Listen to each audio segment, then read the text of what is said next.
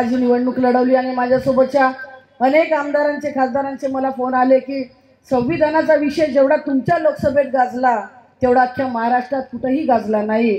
ही निवडणूक मी खऱ्या अर्थानं ज्या पद्धतीनं 10 वर्षाच्या या काळात भाजपच्या लोकांनी हुकुमशाही गाजवली, ज्या पद्धतीनं चुकीच्या वाटचाली करून चुकीचे निर्णय भाजपच्या लोकांनी घेतले, त्यांची ही हुकुमशाही कुठेतरी हाणून पडायची होती। सत्तेचा जो माज या भाजपच्या नेत्यांना आला होता तो खऱ्या अर्थानं उतरवायचा होता आणि त्यांचा हा माज उतरवण्याचं काम आपण सगळ्यांनी या ठिकाणी केलं।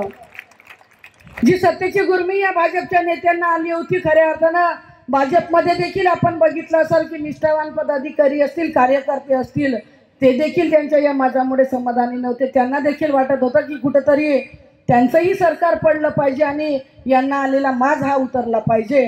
आणि हा माज उतरवण्यात या उमेदवार, या लोकसभेची उमेदवार म्हणून ही प्रतिभा धानोरकर एकटी नाही, तर बसलेला प्रत्येक मनुष्य, बसलेली प्रत्येक महिला या लोकसभेची उमेदवार होती। या पद्धतीचं काम आपण सगळ्यांनी केलं आणि खऱ्या अर्थाने मी स्वतःला भाग्यवान समजतो की माझ्या पतीच्या निधनानंतरही ज्या खंबीरपणे, ज्या धीरानं आपण सगळे माझ्यासोबत राहिलात, तुमचं ऋण मी कदापिही विसरू शकणार नाही। आणि गावातला फाटका जरी कार्यकर्ता असेल तरी तोही छाती पाडून सांगत होता का ताई आपला विजय हा नक्की होणार आहे।